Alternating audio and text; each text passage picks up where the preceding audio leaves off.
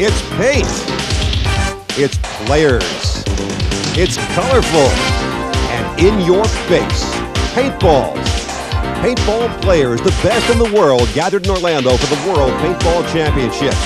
We're set for Game 4 in the opening round. Let's go to Fred Schultz with the teams. I'm here right now with Team Nemesis from Florida. Ronnie, how you doing, big guy? All right, Fred, All yourself? Right. Not too bad. Maybe you can give the people out there a little insight of what you guys are going to do, what your game plan is now. Well, basically, we're going to try to get as much ground as we possibly can. We're going to pay special attention over here to the left side, and we're going to try to pound them in, get a couple of first eliminations right off the bat, and then from there, we're just going to do the push that we talked about earlier yesterday.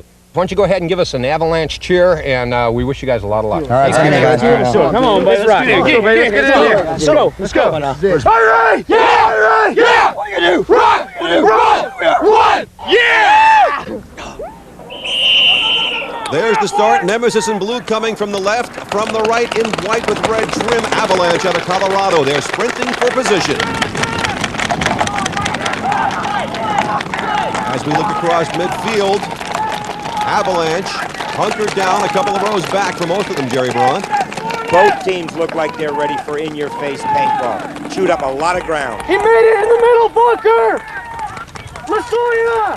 Chipper Shears calling out information to his Avalanche teammates. Glenn Forster, the farthest up for the Avalanche club, being checked by an official for paint. He's okay.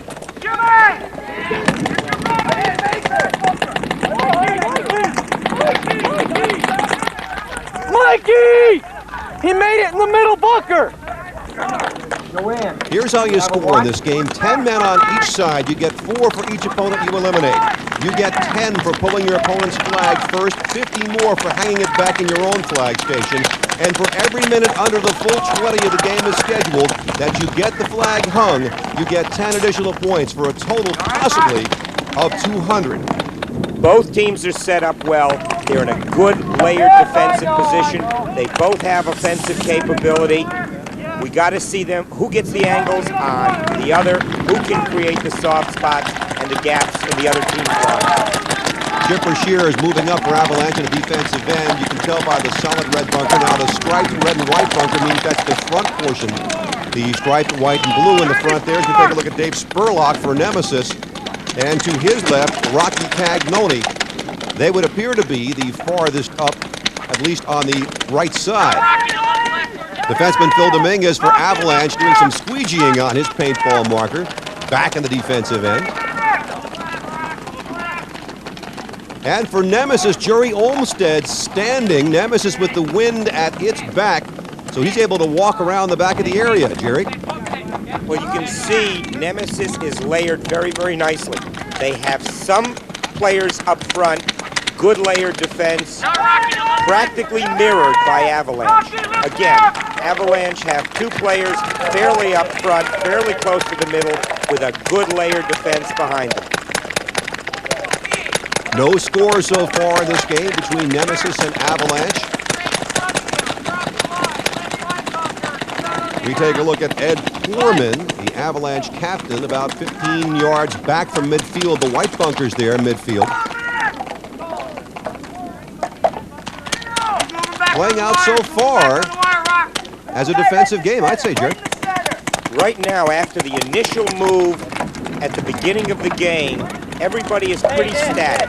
They are trying to, through throwing a lot of paint, create holes in the opposition's defense. And now some paint has hit the mark for the first time. There is the first player eliminated. Chris Lasoya of Avalanche raises his marker and leaves the field, making the score 4 for Nemesis and 0 for Avalanche. Hey, right in the middle. Okay, right in the middle. Probably about 20 yards. Jerry Olmstead far back in his territory. And there is Chris Cole for Avalanche being checked for paint behind that double bunker. He's clean, ready to go. Still well before the 5-minute mark, so only the forwards may cross midfield. Nobody is going to try that just yet. Let's go to the sidelines. Fred Schultz with the first player to be eliminated. Wow, what happened out there, man? Well, the wind was in their favor, and the balls are just. I'm trying to get the angles on them. The balls are just falling right on top of me, and I caught one in the gun right there. You were quite a ways up too, though.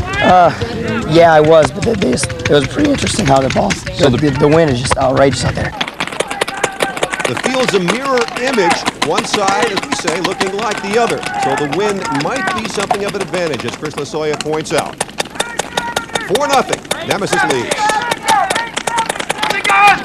The 1996 World Paintball Championships are brought to you by Paintball Sports Magazine. From pickup games to tournaments, novice players and champions alike read Paintball Sports Magazine. Game 4 going in the first round of the World Paintball Championships here in Orlando. Hello, everybody. I'm John Nicholson, along with Jerry Braun, managing editor of Paintball Sports Magazine. Jerry, Avalanche out of Colorado and Nebraska against Nemesis from South Florida, 9th seed versus 4. Yeah, but you have two teams that are well matched up. They're both very, very fast, very, very aggressive. I expect a lot of action in this game. Let's think about this, Jerry. The men behind these masks, who plays paintball? There is no stereotypical player. You've got people who own their own businesses in computers. You've got firemen. You've got police officers. You've got carpenters. You've got engineers. You've got printers. You've got just everybody. Everybody. That would be the ticket. All right, Jerry, let's get back to the action now. Avalanche against Nemesis. As we look at Paul McKay, known as the Fridge, for obvious reasons, I guess, Jerry. Big man, great player, fireman, and professional. Here's a look at who is farthest up for each team. And you've got your Nemesis player, 20 yards from the midfield line, facing his counterpart, Glenn Forster from Avalanche. Again, about 20 yards from the midfield line.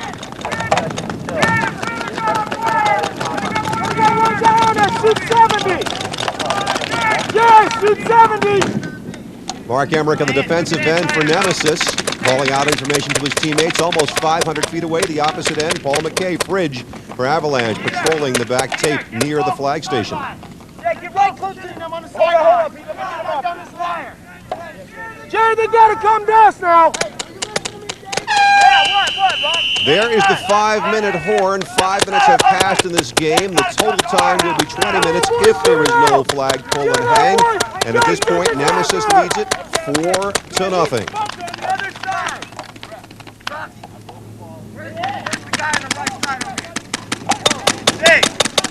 The judge checking him, Jerry. Get him out of there, judge. Mark Emmerich back in his own territory. There's the answer to the question, is your Fridge running? Paul McKay moves up for Avalanche, and another big man, Phil Dominguez. Still, though, in the back quarter.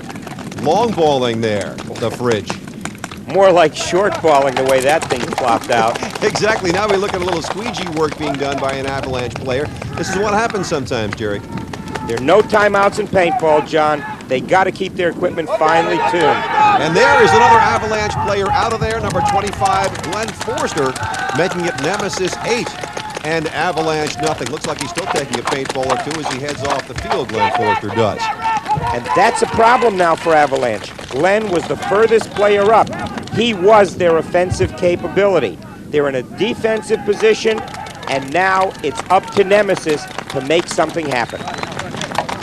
The field is 500 feet long, 200 feet wide. The striped bunkers indicate the front quarter of your own area if they match your jersey, in this case the blue and white.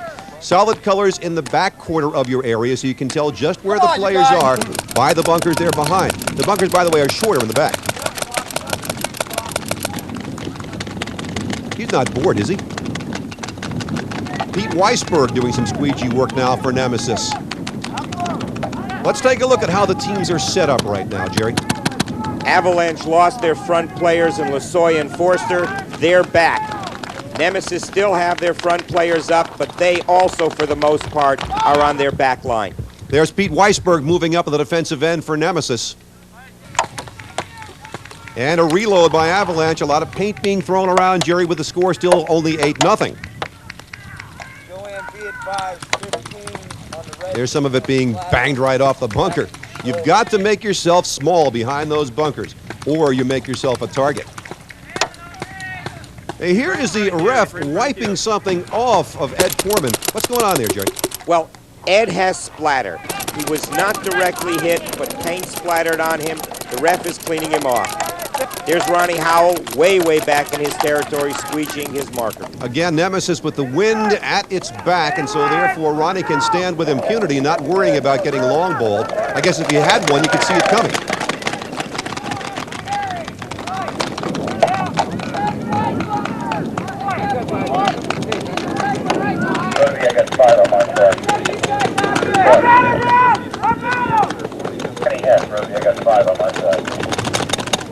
Rocky Cagnoni's making himself small there too, John, but he's way up front.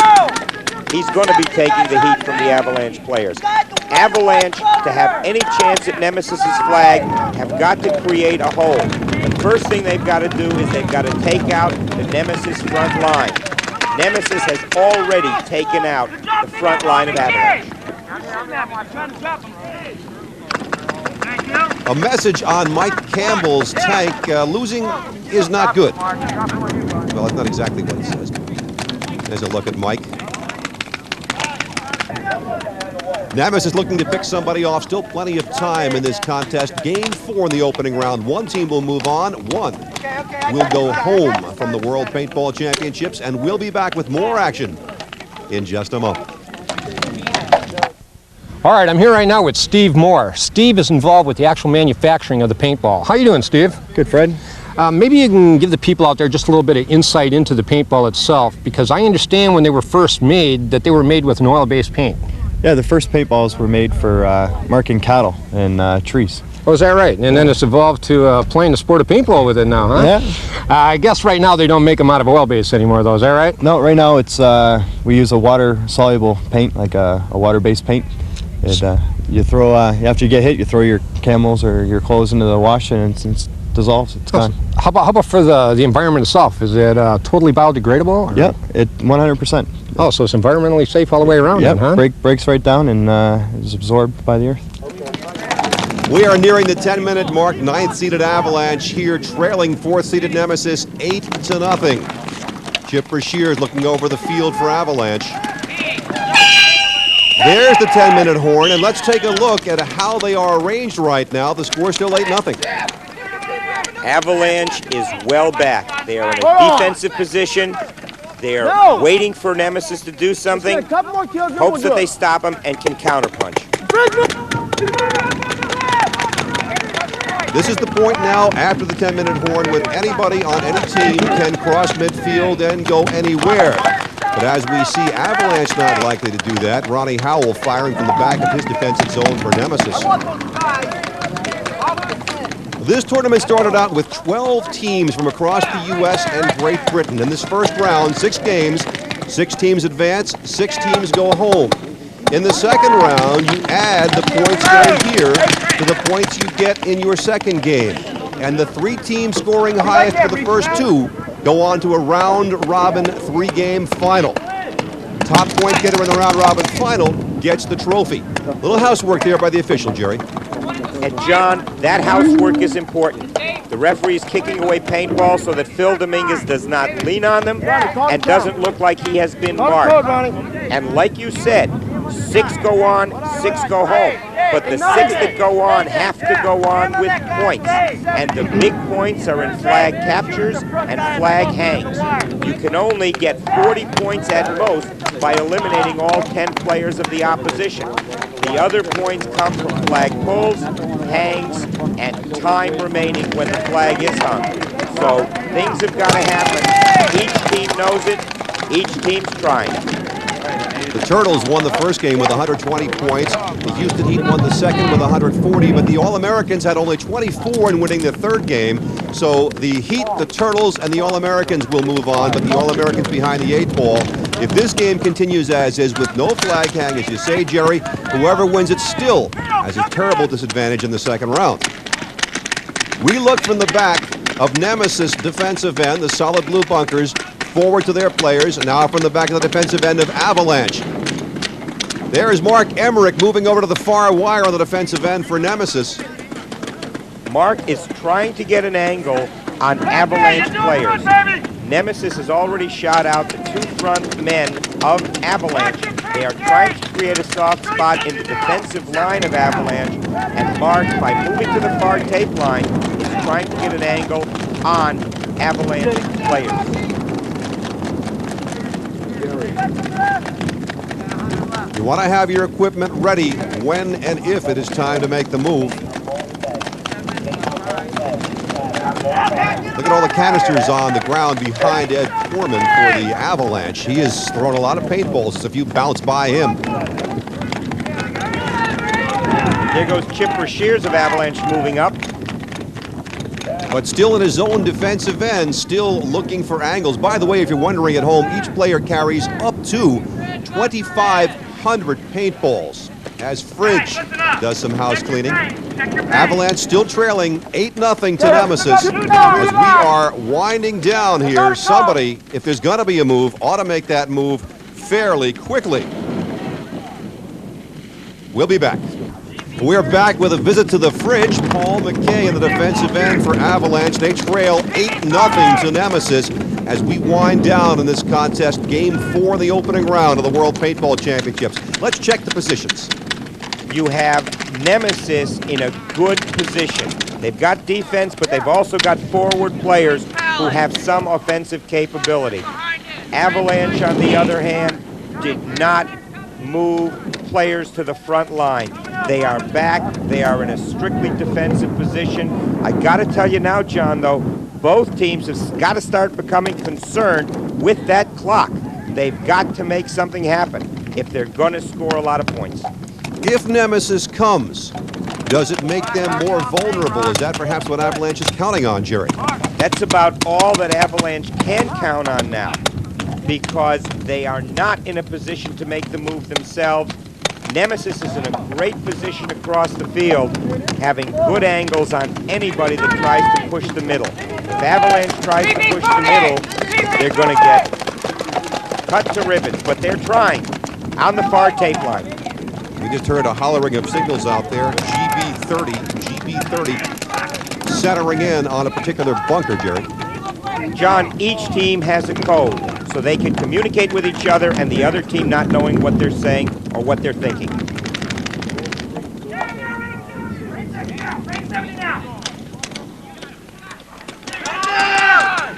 And there is the first Nemesis player to be eliminated. That is number 00, Heath Thornton, making the score now 8-4 in favor of Nemesis. How much does that change things, Jerry, with somebody out?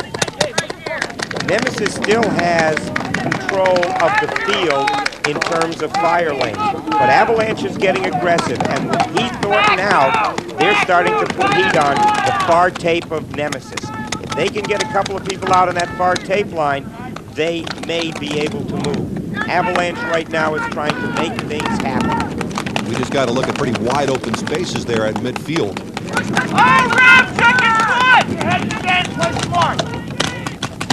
Little lobbying there saying, hey, ref, check his foot. The refs will, but the refs, thank you, will make the calls. Including how much time there is left in this game. We're getting pretty close if somebody's going to make a move.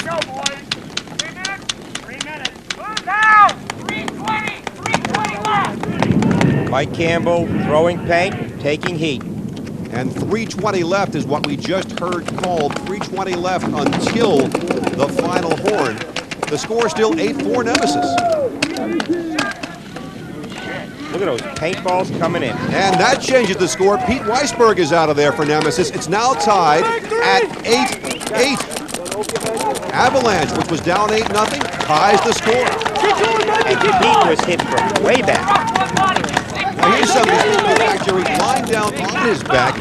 What's the strategy there? That's Chris Cole, great bunker player. He's making himself small because really all the opposition players can see, literally, the soles of his feet.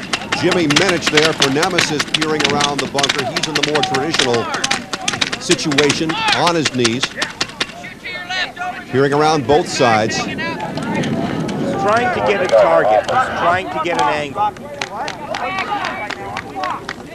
They got to start feeling the pressure at time now, John. It's winding down. Nobody's making a move. If it doesn't happen, the team that goes on is going to be a big, big hole. Rocky Cagnoni around the bunker. Come on, baby! The Avalanche is putting some heat on Rocky Cagnoni. The heat coming from up there on the far wire. Meanwhile, here is Jimmy Minich communicating with his Nemesis teammates who now find themselves tied with Avalanche after having an early lead. As you say, Jerry, you don't want to go into the second round with not a lot of points. On the other hand, you don't want to go home. As we take a look at Chris Harris, number 44 for Avalanche.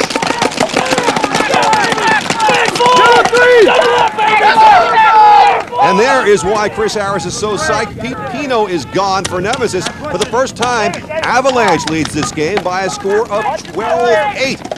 Dave Spurlock moving up and dodging paintballs for Nemesis. Now it would appear that Avalanche would have the advantage. And Avalanche eliminated Pino. There's another one. And that is Rocky Cagnoni out of there, giving Avalanche a 16-8 lead over Nemesis. Now the underdog Avalanche with the advantage, but time again is running down for either side to make a run for the flag. And Avalanche, by eliminating Pino, eliminated the far tape capability of Nemesis. They've eliminated Rocky Cagnoni. They've taken out a front lineman. Now they're starting to move. Mikey Bennett up to the midfield bunker on the far tape for Avalanche. There is Mikey peering around, looking for the angle. And the fridge now is up in the offensive quarter for the Avalanche. Patterson for the defense now, and Nemesis also moving up as Mikey Bennett fires away. Chip Brashear's making the move to midfield, but there is the final horn, and on the right, Phil Dominguez is out for Avalanche. Across the field, Ronnie Howell is gone for Nemesis just before the closing horn. It's going to depend upon how many survived and how many are counted out as the officials check for paint to come to the final total. No flag hung, no flag pulled. We'll be back with the final score. All right, we have the captain of Avalanche right here right now. Boy, that was a heck of a game there, man. It's hard from this side. Yeah, hard because of the wind? Yeah, the wind. Yeah, because the field Wind's was killer. really set up good. Yeah, the field's even, it's just the wind. Yeah. You have to shoot 5 feet to the left and hope that it goes in. Yeah. Do you think you won this one? Do you I have it think on we body won. count? I think we had it on body count. Did you? All right. Well, So we'll move on, I hope. And the officials are determining that. You can see the counting going on. Let's get back to Fred as he talks with Nemesis captain Ronnie Howell. Ronnie Howell, Team Nemesis. What happened out there, Ronnie? You guys had to win your back. They set up a good formation. They stayed back far enough, so we had to really use the wind. And they just used the cover really well. We couldn't get any shots off on them. We're not sure yet, but do you think they got you on body count? Or? I think they may have got us by 1 or 2, I'm not sure. The 1996 World Paintball Championships are brought to you by Westgate Resort. Over 1,000 suites in the Orlando area, minutes away from all area attractions. And by Paintball Sports Magazine, game sites, stores, equipment, special events, the first and last word in paintball all over the world. Indeed, Avalanche has pulled off the upset, winning it by a score of 20-12 over Nemesis. Our next game, nobody's team from Georgia, seeded number 8, taking on another Florida team, Rage, the 5th seed in this World Paintball Championship tournament. Everybody heading for the trophy. That'll be next time. For now, for Fred Schultz and Jerry Braun, I'm John Nicholson. Thanks for joining us, and we'll see you next time.